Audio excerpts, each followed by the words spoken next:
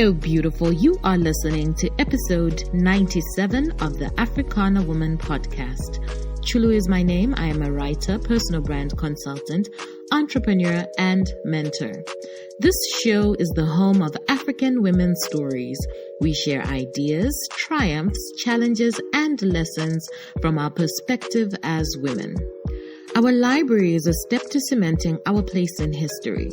Her story, your story, is powerful. Thank you so much for tuning in. Welcome to all the new listeners and welcome back, sis. Click the subscribe button to make sure you're always first to know when a new episode drops. And tell at least one girlfriend about the Africana Woman podcast. So we are 2 conversations away from the official 100th episode celebration. The celebrations have actually started online. So from 17 to 23rd September, we will be giving away amazing gifts on Instagram to you, dear listener. Make sure you're following me on Instagram at Chulu by Design.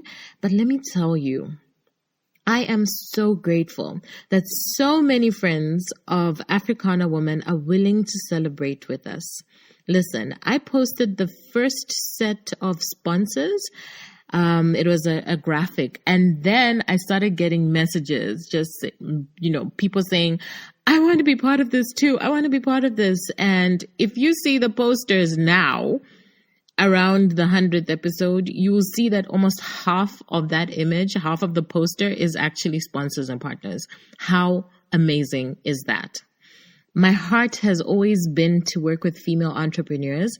And I remember 2 years ago, I could not get anyone to give me the time of day. When I was saying, guys, let's come together. We're entrepreneurs, People were just looking at me like, who are you? Who do you think you are? But look at this. Look at how amazing it is that today we have a network. What I love most about the giveaways is how they serve your health and wellness, which is something that we're very big on here in Africana Woman, right? Everything from therapy, physical coaching, financial coaching, natural products that benefit your bodies, and so much more. Again, catch the fun on Instagram and follow me at Chulu by Design. Now, on the road to 100th episode celebration, wait. This week, we hit 10,000 downloads. How cool is that? This is such a magical time. How cool is that? 10,000 downloads. Thank you, friend. Thank you, my darling. You made this possible. So, we're celebrating at a live show, which is next week. Tickets are available. It's in Kabwe at Kumishi Garden. And all you have to do to get your ticket is visit africanawoman.com or check the show notes or message me on WhatsApp because I know a lot of you have my number anyway. So they're only 7 days. Get your tickets, sis. Like, huh? Okay, so today's episode is a roundtable conversation, and we are discussing women who have ADHD. I strongly advise that, you take a listen, and you will find that you'll be surprised by some of the things that you hear today. Here goes. Hey guys, so today we're doing something different. We are switching it up. We're having a conversation about, I'll tell you in a bit. But first of all, I want to introduce you to Phoebe, who is just this ball of sunshine. I absolutely love her. And it's funny because I think we met online, isn't it? Like we met online. Yeah, we met online. Was it that you saw a blog or the podcast? I'm not too sure which one it is. And then we've just been chatting. I think I saw the blog, yeah. Yeah, and we've been chatting and then we met in person and she's just so amazing. Like I love her energy. She's actually going to be on one of our new podcasts coming up on the Africana Woman Network. So please look out for that. And it's a very good, very interesting story that she has to tell. But today we are talking about, Phoebe, help us out here. Okay, so we're talking about ADHD. It's called attention deficit disorder. I guess normally people put it in the same, well, it's on the spectrum with like autism, and people with ADHD were called neurodiverse because our brains don't work in the typical way. So yeah. Oh, okay. Actually, I've never heard that statement, neurodiverse. That's something new for me. So we're talking about ADHD, guys. Now, Phoebe reached out to me. She said that she wanted to have this conversation, and I'm always up for, anyone who wants to come and tell their story on the podcast. So, I think let's start with, how long have you known you have ADHD? Okay, so I got my official diagnosis last year. So I think for the last 2 years I have known, but I guess it wasn't so... Okay, I knew, but I wasn't sure what I wanted to do about it at first. I guess there was no urgency to really find out. So when you're saying that you knew, was it like a self-diagnosis, or how did you know? Yes. Okay. I had done, I think I did a self-diagnosis, I think in 2019 online. So I did that online. But I guess the thing that really made the push was my nephew, because my nephew also has ADHD. So as a family, I guess we're kind of trying to get him his diagnosis and stuff. But I guess with African families, when you have like a neurological disorder, I think people really don't think it's anything much. They just think it's a small problem, like you can get over it, like with self-help. So I guess I was going on this journey to show them that he's struggling.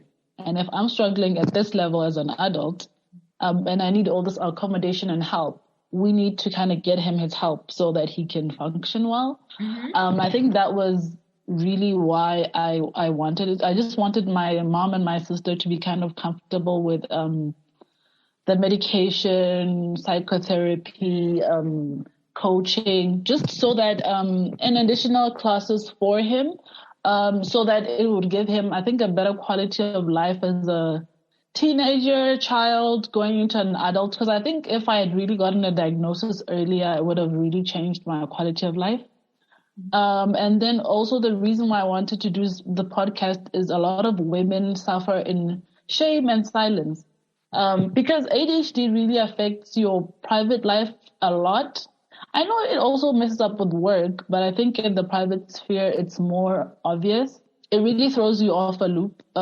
So I think, especially for women, I feel, in our African societies, for example, a lot of women with ADHD tend to be disorganized. So we are the ones with the messy, dirty houses. So everybody just says, "Oh, what's the Nyancha word for a messy person?" Because in Setswana they always say, "What?" Like this woman is such a mess, she's just chaotic. But it's nothing that you can help. And sometimes it also just overwhelming because, you say, I didn't clean my house today, and then tomorrow you still throw around things. By Thursday, the house is a mess. The mess is just overwhelming to you. And then Chulu comes to your house and it's a mess. And then they're like, she's a terrible mother. Or the mothers who forget their kids' plays or stuff, because there's also forgetfulness. And so I think people either feel that you don't care, you're not interested, but it's things that you would be able to remember if you knew. I think for now, for me, especially since I got my diagnosis, I don't feel guilty anymore when things happen, because I'm like, okay. Especially the more I read and understand about ADHD. I mean, a lot of things people just I thought were my character. Yeah. But it's actually just tons of, it's a lot of symptoms that are ADHD related. Okay. So Phoebe, you need to take us back. Pre-2019. What are the things that were happening, like specific examples that said, okay, wait a moment, maybe I need to look into doing a bit of research of why I'm behaving this and this way. You know what I mean? Okay, I think one of it was I was applying for a PhD. And you're told, a PhD is tough mentally and emotionally. You're told it's rigorous. And then the whole application process is also supposed to be like strenuous. It takes a lot of time. And so, well, it was something that I also had noticed in my master coming onto my PhD was how, especially in higher education, they always tell you write every day, at least if you're writing 5 days, like have this structure and stuff. And I noticed I tried so hard. I could never stick to schedules. I could never stick to routines. And it would just frustrate me because I actually thought I didn't have discipline. It just turns out I have a different way of structuring things out. So I think it was those kind of frustrations where I would see my roommate at the time. I mean, she woke up at 3 every day. And I couldn't consistently keep up with it. Yeah, she woke up at 3 to study. By the time we went to work at 9, she had studied, she had gone to the gym. I couldn't do any of those things. Like I'd go to the gym like 3 days in a week. That would be my gym time. So it was things like that kind of, or time. It's either I'm early or I'm late. I'll never be on time. I'm late or I'm early. And forgetfulness, I forget a lot of things. Even if I write it down, like I'll forget it. It's taken me years to remember like my best friend's birthdays. It's a good thing I don't have a lot of best friends. I'd be overwhelmed. But I mean, it was those kind of things that I had really, I think that's why I got into like self-help. I'd read all these self-help books and everything. And I'm like, I read it, I understood it, but why can't I just do the same thing? Then when I look at all some of them, I'm like, okay, I guess I wouldn't have survived there. Yeah. Okay, thank you for that. So you did your self-diagnosis, but what made you say, okay, I need to get an actual diagnosis? And, how did you go about doing that? Well, I think the one thing, because I think I'd worked as a PA and I worked as a teacher, so I kind of got used to making structure that would give me, like, allow me to thrive. And I think what happened was lockdown, because I was in Italy in lockdown, so we had like a hard lockdown where we just... So I totally shut down. I think all the accommodations I had made, they just went out of the window. And for some reason, I just couldn't get back into the routine. I really tried. I just felt like I had just receded into a shell and I wasn't just getting out of it. So first I think the first thing I did was I got a life coach. Okay, but then while I was going through the life coaching, I was also worried I was slipping into a depression. So, I mean, I was in Zambia and I'm like, okay, so I'm in a foreign country and then I'm also slipping into a depression. So that's why I actually went to the clinic, because I just wanted to make sure I wasn't depressed, and if I was, just to deal with the depression. So then, okay, we actually discovered I had burnout. Then I decided, okay, since I have burnout and I have the time and I'm here, I might as well just because before, I guess, I used to use anxiety as the coping mechanism. So let's say if I had an exam, or like, okay, for like most higher education, it's a paper. So if it's like 2 weeks before, then I'm not sleeping, I'm not doing everything, and then I'll submit it on time. So I never used to miss deadlines. But in the PhD, I started missing deadlines. But the thing that used to scare me, I think that started bothering me, was I'd miss a deadline and I wouldn't care. Like, I wouldn't be stressed. I wouldn't be, like, I'd just be like, I missed it. So what? They're going to die? Life goes on. And then I was like, this is a PhD. So I need to, I think that was the thing that scared me. I think I had missed an exam. Yeah, so I was like, okay, am I going to flunk out of this PhD? Because I like finishing things I started. And I knew the ADHD was a factor. I had really tried not to address it, but then I thought if I get the ADHD in check, then I can just progress with work in my life. So, yeah. Okay.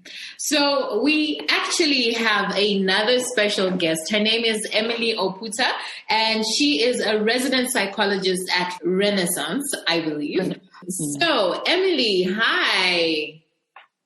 Hi, how are you? Good, good. Thank you so much for joining us. Thank you for having me. Okay, so I wanted to find out, how common is ADHD in women?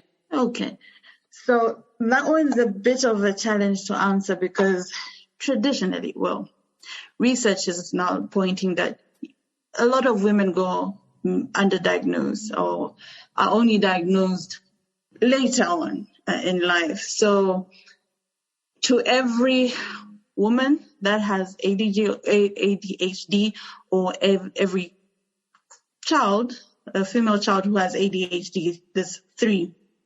So it's a 1-to-3 ratio, a 3-to-1 ratio, with guys being more likely. It's more prevalent in guys.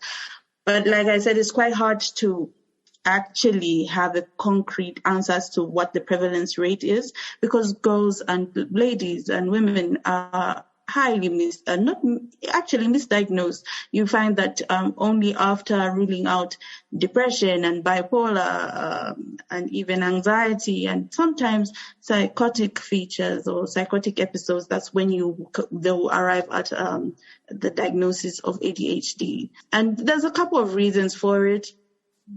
Number one is really that, so the 3 forms of ADHD, there's the inattention aspect, then there's the hyperactivity and the impulsivity aspect, or a combination of both. So what researchers are starting to find out is that women and girls are more likely to have the inattention one. And with that one, the behaviors are not as overt as what you'd find with the hyperactivity category of ADHD. So then it's almost just put down to actually she's just forgetful or she's just lazy. Whereas if she was jumping up and down, the stereotypical idea of what ADHD is, that idea is more likely to fall within the male category. So they would get the diagnosis. Yeah, I mean, you're so right. When people have a mental image of what ADHD, they're thinking like a child bouncing off the wall, like just pom, pom, pom, pom, pom, you know what I mean? Just to clarify, so it's roughly about, let's say 4% of the general population will have ADHD. But within that 4%, for every female that's diagnosed with ADHD, there are 3 males. So it's a 3-to-1 ratio. Oh, okay. But again, so in addition to it being underdiagnosed in women, in the Black population as well, it's highly underdiagnosed. So concrete prevalence rates in our society, I do believe we're probably under-reporting. I do believe there are a lot of people who are, falling through the cracks. So it might be even higher in our population. Yeah. What would you recommend in terms of, giving advice to somebody who thinks that, okay, you know what, maybe I need to go and get some sort of diagnosis? Because, when you're talking about all of the other presenting factors that, you have to go through, whether it's depression, all these other things before we actually get to that, final diagnosis. Already as an African, there's that thing of, like therapy, like go to a hospital, like go to some place where I have to tell people my business, what stays in the house, stays in the house. It seems like there's a lot that a person would have to go through and to be persistent with in terms of actually getting that final diagnosis. So like in Phoebe's case, like she mentioned that she was into self-help and then, I think, self-development. So self-development is one of those things that leaves you a bit more open to doing things like therapy, but then when you're coming from a space where people will look at you like you've got horns on your head because you decided that, let me go to a psychological clinic, it's like, are you okay? But anyway, what are your thoughts on that? So to begin with, I will say this. I do think there needs to be a lot of work and awareness campaigns. We need to demystify what happens at a private or even a government-owned mental health service. We're not as bad as the media paints us to be. And actually, what I always say is that you are better off going, spending an hour out of your week to be told and have just to be told that actually you're fine, rather than you sitting at home wondering what's wrong with you, wondering why isn't this working, why can't I do this and this or that. I do believe the benefits of actually just having a consultation far outweigh the discomfort of actually going there. And like I said, worst case scenario, you are told that there's nothing wrong with you, and you keep it stepping. But I would say first step, just trying to demystify mental health services. But also what you find in the case of ADHD, especially in women, is that because of the societal constructs surrounding what female and gender roles are, in the younger ages, girls are very well, they do quite a good job at masking the symptoms. But with more responsibility, it becomes a bit too hard to mask the symptoms. It's harder to be on top of everything. The forgetfulness is becoming a lot more of a challenge. Being easily distracted is becoming a lot more of a challenge with the increasing, responsibilities. So chances are the person will have a moment where these symptoms are interfering with the day-to-day life, whether that is on the work front, relationship, you name it, is starting to interfere with the day-to-day life. So in that situation, I still would encourage you to speak to someone. Again, worst case scenario, you would have wasted an hour, but potentially you would have placed yourself in a situation where you can get the help that you need.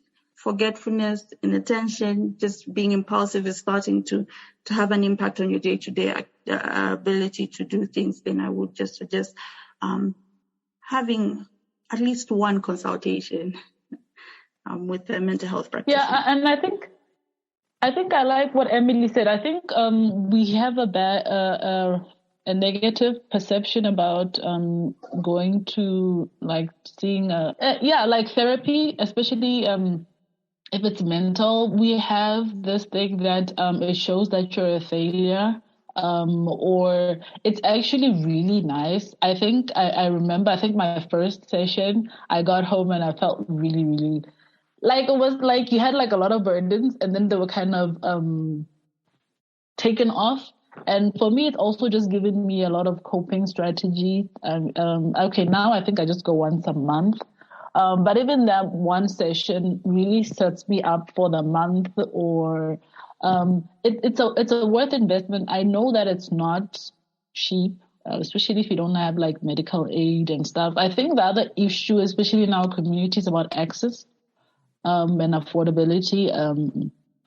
It's not cheap, but if you can afford it, I always say go for it. So one of the things that I was just thinking about, it's I think it's also that this thing in our mind where we kind of separate, mental health services that you'd go to in a hospital and things like that.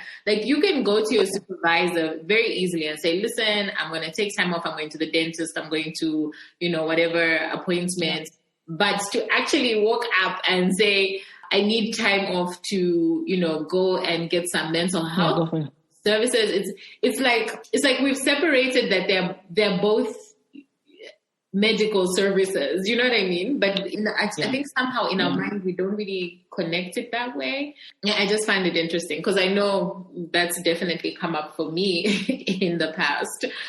I'm very curious as to what type of, Phoebe, what type of coping mechanisms have you found most beneficial? Obviously, you know, people have different ways that, or things that will work for them that would work, you know, it's an individual thing. But I just wanted to hear your experience. Okay, so I guess for me, what I'm doing right now is I am doing psychotherapy, and then I'm also on medication. So ADHD medication. Okay, for me, one thing that the medication has really helped me with is impulse control. So like Emily was talking about being impulsive. I mean, everybody says I'm impulsive, but if you have ADHD and you're impulsive, it's like, it's a lot. It can go from here to there. Especially for me, I think, because you tend to be irritable. So sometimes if you really act on how irritable you feel, you can either really be mean to people or... So I think for me, it helped me just with the kind of being calm. Well, in UNS, I was working in an office environment. So I was sharing an office with other people. So when you have ADHD, you are easily distracted. I always give this example. When you have ADHD, it's like you're using the internet with no ad block. So ads just keep popping up. And so if somebody's talking behind you, then you're listening to the conversation, you're not typing your document. If the aircon is leaking, you can hear that leak, and then it kind of messes everything up. But when I'm on my medication, then I'm able to kind of focus, okay. Even if I stray, I still come back. Because normally if I go off track, then I'm doing whatever else I'm doing now, forgetting what I was supposed to do. Then hours later, I was like, I was writing a document. Then I have to come back, but it's like 3 hours later. So for me, the medication has helped me with that. And then with sleep, especially because, because sleep is not really stimulating. And when you have ADHD, your brain kind of likes stuff that's stimulating. So sleep is kind of boring. So your body's like, no, we're not doing that. So what happens is you sleep really late and then you wake up really late. You have a hard time waking up and then you have a hard time going to sleep. So since I've been on medication, I fall asleep at night and then I wake up in the morning. Like it doesn't, because before what would happen is my brain would be awake, but my body wouldn't be. So I'd be like, okay, time to get out of bed. Let's go. But you're still not going. So that's kind of helped me a lot. And then I think just also one thing I've learned to do is also accept things that I can't change, because you have to accept how the symptoms manifest in your life. So once you've accepted that this is what happens, like I forget a lot, so that means I have to make reminders and stuff. And even if you've switched off the reminder and you still forget, it helps you kind of forgive yourself and not be so hard on how could you forget? I think it's just, for me, it's helped me be kinder to myself. So I'm not that negative voice, for myself. Emily, I would like to know, just for clarification's sake, we've heard about, the forgetfulness, the attention, and then hyperactivity or impulsiveness as, 3 things that can present for your ADHD. Now, I want to know exactly, what does it mean to be impulsive? What does it mean to be hyperactive? Like, I understand the attention, so that one's like the forgetfulness, but just give us a bit more information about the impulsive and the hyperactivity. Okay, so with the hyperactive impulsive presentation, you're seeing things like being antsy, challenges with sitting still, sometimes in an attempt to manage what's going on, they're fidgeting with their hands, to try and, to be present, challenges with turn taking. So, for example, person may just in the mid conversation just, start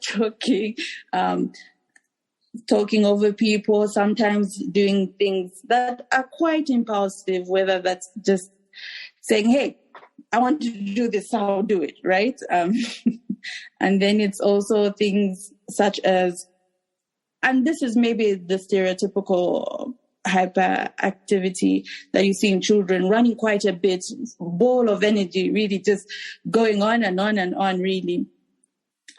But yeah, that's more so the hyperactive, impulsive presentation. So generally challenges with being still for long, turn taking, just quite that the spontaneousness, the impulsivity aspect of it. Yes, that's generally how you can describe it. Okay, so then my follow-up question to that is around just a description when it comes to, the coping mechanisms. With Phoebe, she's talked about psychotherapy, she's talked about medication. Is there anything else that could be a coping mechanism? And what exactly is psychotherapy? Okay, so yes,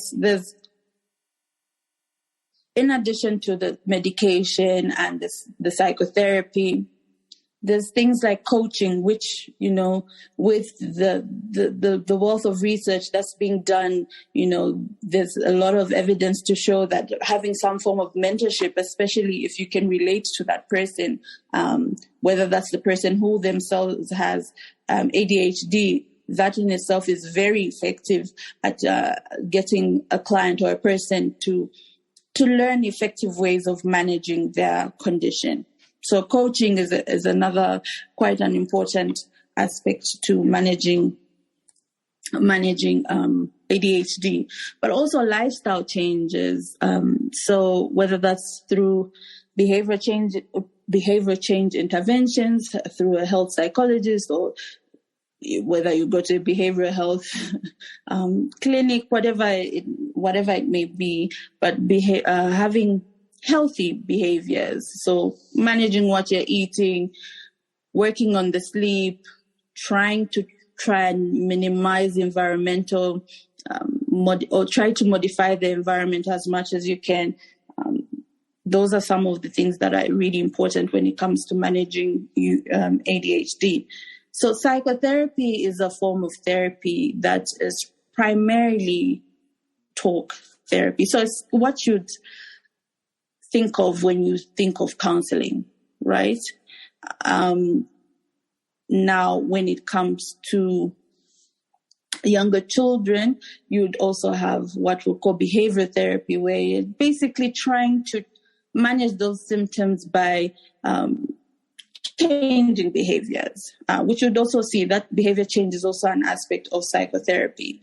When it comes to ADHD, what generally happens is that you are with your client, you're working collaboratively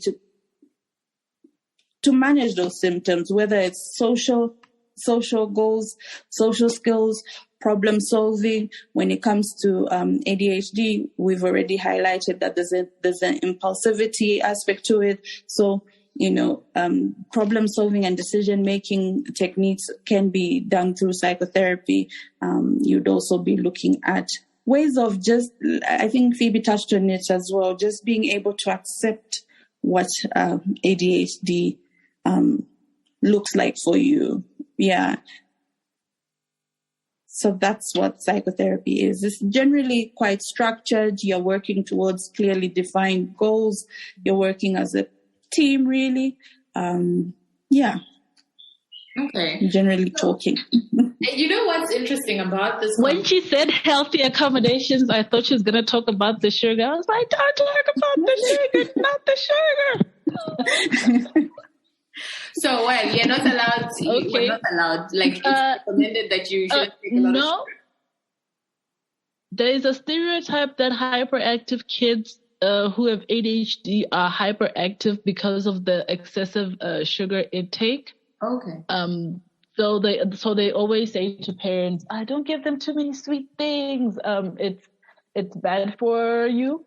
But I've actually discovered as an adult that okay, so when you have ADHD, you have a short of dopamine. Dopamine is kind of Emily will explain dopamine and how it works. It's like a reward system, right? So I've discovered that when I eat sweet things, it puts me like in a good mood, so I'd actually get work done. So most of the time, but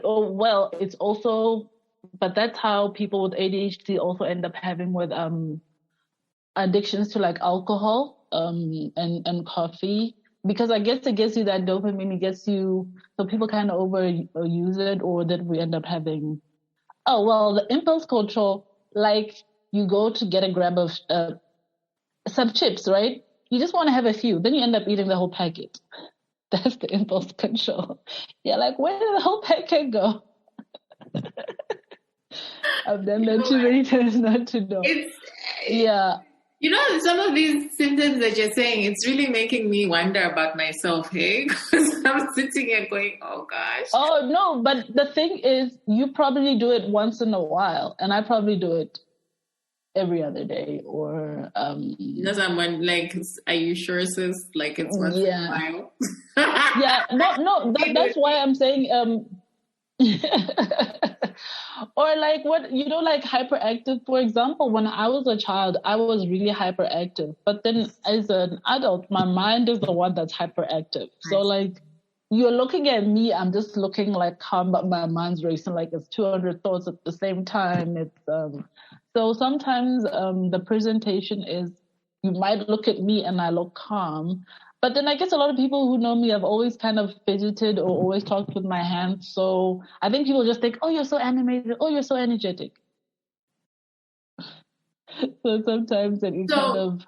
Yeah, I know, I've spoken to people who've had a diagnosis of, let's say, bipolar. And then when they take medication, they describe it as feeling cloudy, like their mind feels cloudy. You know what I mean? So then some people decide that they would rather not be on the medication. And this is for a diagnosis of bipolar. So I'm just wondering, is it something similar where when you take the medication, you said that it's helped you. Yeah. Just walk us through that. Oh, well, I think a lot of things that I've heard, especially with people with ADHD, it's how your treatment is administered to you. So here, they started me at the lowest possible dosage, and then they just kept on taking it up. But what happens is some people are given like a really high dosage. So it's really, really high, and it messes up with like a lot of your system. I know a lot of people who were on medication for like very short periods of time and they thought it didn't work because they were given really high doses. I was on a podcast in Canada, I think a few weeks back. The guy was talking about how he was started on really high dosage. So he actually thought medication didn't work, but he got a new doctor last year and they started him on a low dosage, and then they've been taking it up. And he was saying, okay, now I feel the difference. Because for me, I think I remember the first time I took my medication, I came to work. I share an office with two people. So before whatever the person did, like they opened their laptop, whatever, it would just be, I could see it and I'd respond to it. It's either you get irritated or you're like, why, and that day I came in, I greeted everybody, started working. Like they were doing their stuff. I would notice they're doing it, but I wouldn't just be constantly aware of that they're doing it. And then it's getting to me that I'm not working. I think for me that was it. And then just being able to, okay, let's say if I get distracted, I'm still able to go back to a thought. Having ADHD and you have to write is one of the worst things ever, because you have a thought in your mind, you start writing it down. By the time you're mid-sentence, you forgot the last part of the sentence. So imagine how painful that is to write, because you're like, oh my goodness. So then you have to go to the source text to read it to get the intuition, and then you go back. So sometimes for me, I think that's why a lot of kids with ADHD don't do well with languages. It's because thinking and writing isn't as easy as most people. Well, for me, actually, when I write my papers, it's a very long thing, because what I'll do is I'll read, take notes, and then from those notes, I'll start writing by hand and then type it out, because I can't think and type at the same time. It's either I'm typing or I'm thinking. And you probably just do it you can just type and write. That's why you'll find a lot of kids don't finish their homework, because it takes so much time. I think that's something that we also don't talk about. I think that's why I enjoy teaching kids, because I kind of understood that struggle. That's interesting. That's actually interesting. Emily, I want to come back to you. What I find interesting about the story that we're sharing here is that, Phoebe got her diagnosis from Zambia. And in my experience, to be very, very honest and candid, is that, there's this sort of like stereotype, whatever you want to call it, where people feel that, institutions in Zambia, in Africa, are not able to diagnose, such things. So I have seen, where people, let's say, especially when it's like students that have gone to study abroad, they have some sort of mental health breakdown, in whichever country. But then the family, instead of bringing that child back here, they're like, no, let's just leave the child there because they will get diagnosed there. And we cannot bring them back here, because then they won't get the help that they need. And then this child is in crisis in a foreign country, so on and so forth. But I mean, what I'm trying to say is that there's this stereotype that, a diagnosis like ADHD, bipolar, whatever it is not possible in Zambia. Now, obviously, you are working in a private institution, but I just wanted to get your thoughts around, how people can feel empowered that they are options. Yeah, okay. So I think it all starts with awareness. Only too recently, really, has the conversation around mental health and wellness in Zambia been brought to the table. When you say mental health, the first place you think of is China. And even with that, it's just very not so great pictures being painted. So it begins with the awareness. I will say that, there's not as many trained or fully qualified mental health practitioners to meet the need of what's going on in Zambia, really. But they are trained practitioners. You've got people who are consultants in mental health, but it starts from their awareness of the options, having conversations such as this, knowing that actually mental health can look like being agitated and irritable and just being forgetful, not being able to stay on task. There's a lot to mental health than just what we associate with China. So I agree that there is that stereotype or rather there's the belief that, you can't get that quality mental health care in Zambia the same way you would if in the West or anywhere else. But I do think we do need to have such conversations, raise that awareness, make people aware that there are options. And granted, I think our inpatient services, that we could do a lot better with that when it comes to mental health, but there are options even at that. And you will be getting quality care because ultimately mental health has rules and guidelines that don't change based on where you are at. Presentations might, because there's a societal aspect to it, it's contextual to a certain degree, but the basics or the core of it is still the same. Well, I think I wanted to also just come in on saying, I think the one thing that we don't we underestimate is also here, like through the private healthcare, it's accessible. Like I mean, I wanted my diagnosis and I got it within, I think I just got an appointment like 2 or 3 weeks later. You know how long people have to wait for a diagnosis? In the UK, I think it's almost 12 months. In the States, it's between 6 to 12 months just to get a diagnosis. There's like a long waiting list. Canada. Yes, and Canada also has a long waiting list. So, I mean, I guess like in our countries, we're lucky that through the private system, you can get access is easier. I mean, you get a diagnosis faster, you get an appointment, and then it's done. You don't have to wait months. Expensive, yes. I guess you have to do through medical.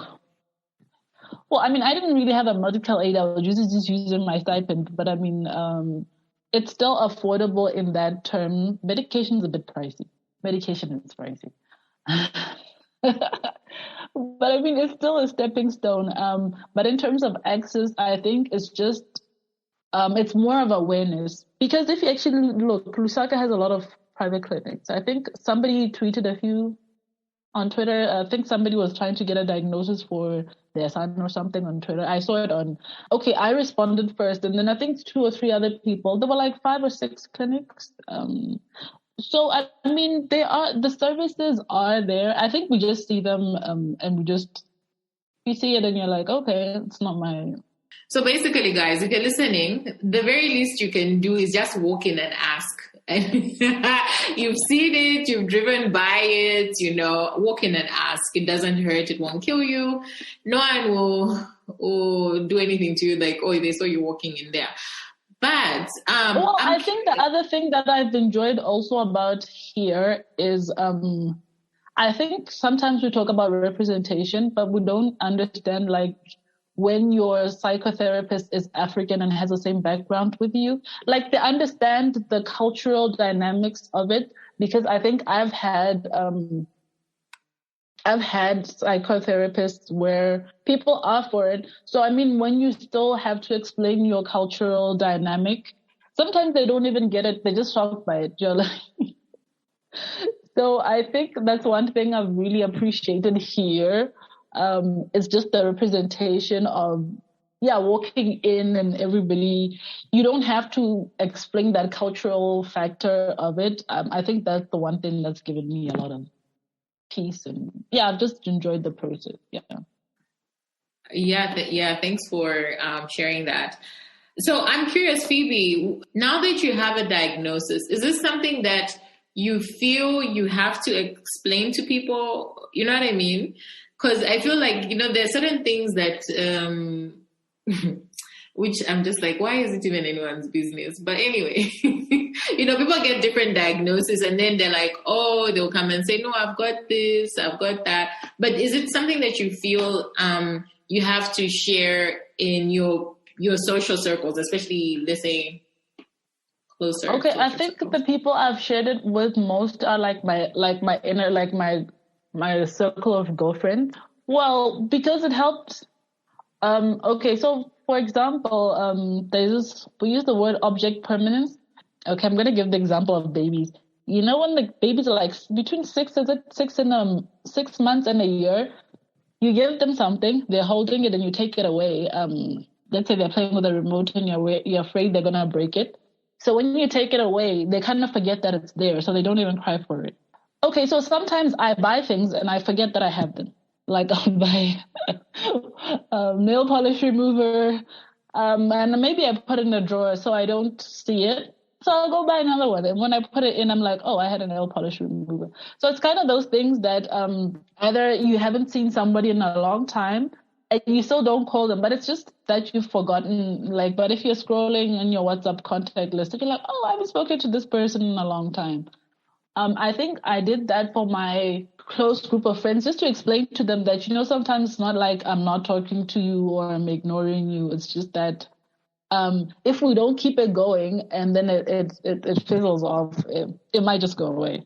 And then my family too, I guess. I just wanted to give my family just an understanding. My mom, I wasn't too sure if she was going to understand. I mean, she works in a healthcare.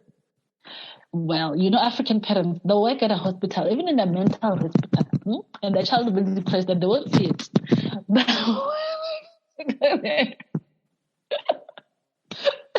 no, because I have friends whose parents are like psychiatrists, and they we go through like bipolar and everything, and then you're dealing with your parents and they just don't get it, and you're frustrated. Like, you're a professional. How are you not getting it? Is it because I'm your child? You're not used to the presentation at home? I guess that was the one thing my main concern with my mom was the medication, because the medication is, okay, if you're taking it and you don't have ADHD, it's addictive.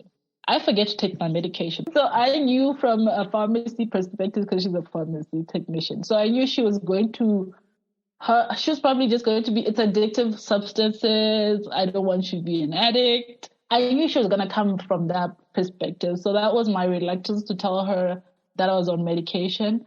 But actually now she knows and she's okay. Took a while. Well, actually she was okay. Yeah, so I tell people who I feel who I'm comfortable with. I don't really think you have to tell people if you don't want to. Emily, what's on the topic of medication? There's a lot of people, and there's sort of like this movement towards like natural health options, solutions, you know what I mean? Mm-hmm. Where people have this resistance to the pill and the medications and things like that. What would your advice be to somebody who is resisting, has those reservations? That's a better way to put it. Has reservations about taking like medication and would rather do something that's more, is it holistic? What's the word? Yeah, holistic. Yeah. Okay.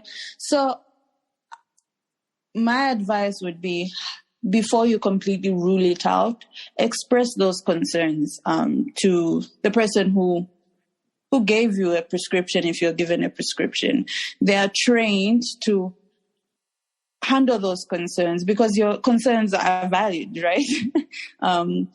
But also just remembering that part of holistic wellness is your physical aspect, your physical wellness. And the physical wellness is really, or the biological aspect of your holistic wellness is really what the medication is trying to address. So it's not saying that you can't do it. It's saying that maybe this could help you a little bit while you focus on the other aspects of you, the other facets to you. I think it's quite rare, and I'm happy to be corrected or be challenged.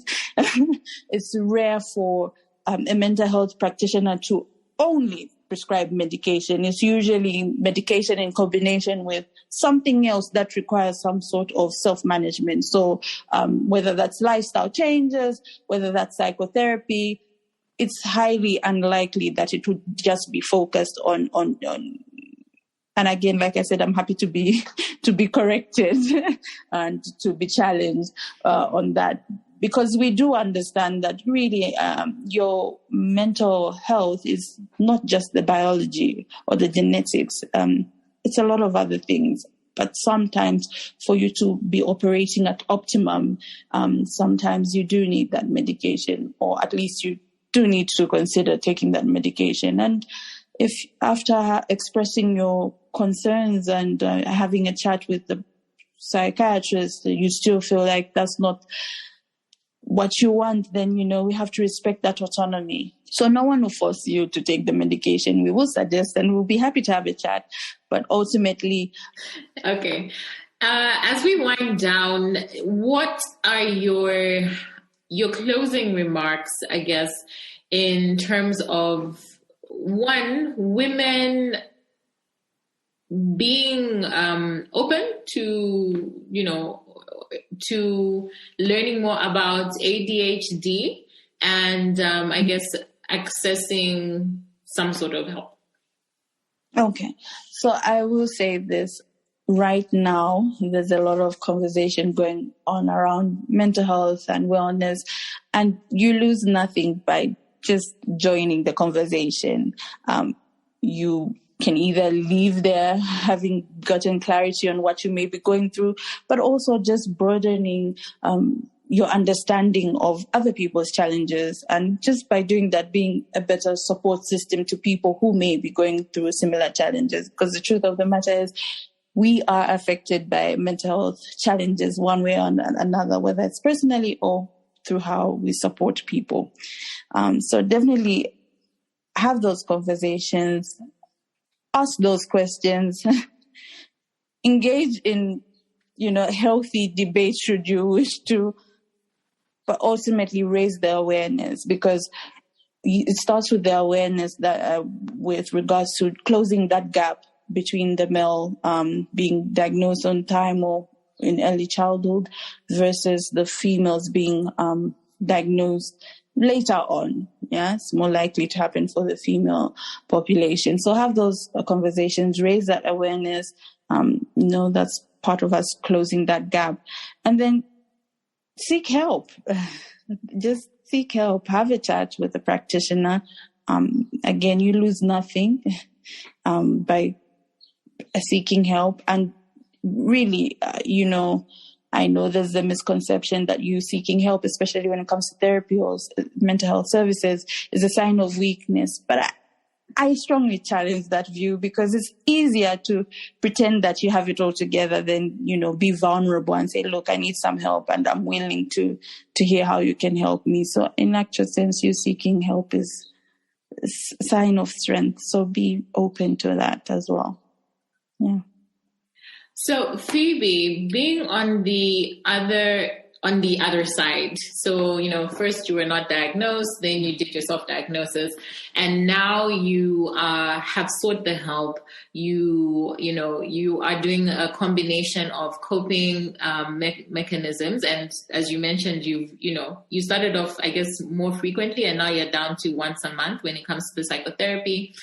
But on your end, just tell us about how you feel at this moment. Like, do you feel supported in your community, at work? Like, what is it being on the other end now?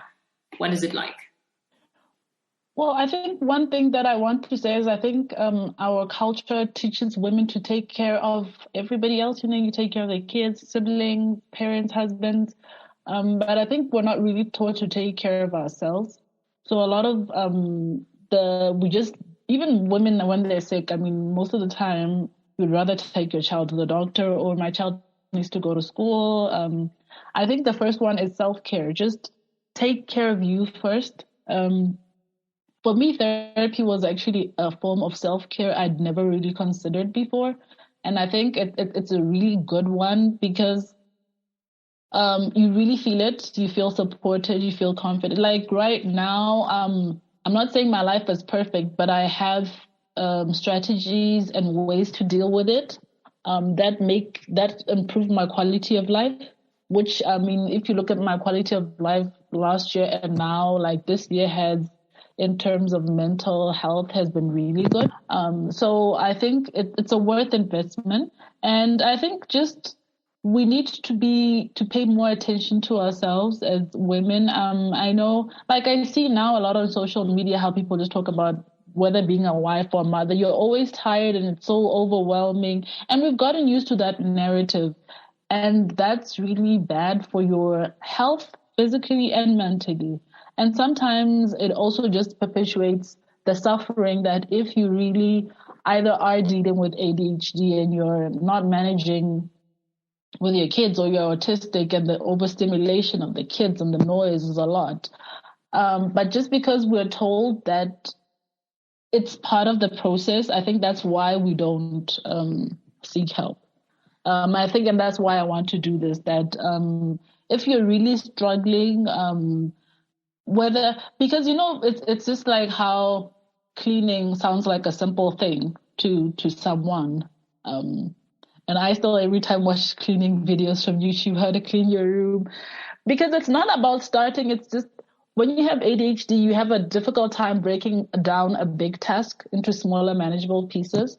So I think it's just for people especially women, to say, if you're struggling, go to a clinic or just to someone. I think we're just used to talking to friends. Talking to friends is good, but talking to a professional does you a lot more. Thank you. Thank you so much. Thank you, Emily. Thank you, Phoebe. I think we have all learned a lot about ADHD, and this has been a very, very informative conversation. And thank you. So thank you for your time. The whole time I was listening to this conversation, I was thinking around how I am sure that you can recognize some of the symptoms we discussed in certain family members or friends. And we always chalk it down to, oh, they're so messy, they're disorganized. How difficult can it be to clean up? Turns out for some people, it is actually very difficult. As Emily said, in African women, ADHD is underdiagnosed. Therefore, having awareness and empathy is very important. And let me tell you guys, the wait for medical appointments in some of these Western countries really is long. Please do not be fooled by the fancy medical facilities you see on TV or these medical shows you like to watch. Those are for the privileged few. I'm talking about 6 months, 10 months, 12 months wait. It is ridiculous to me.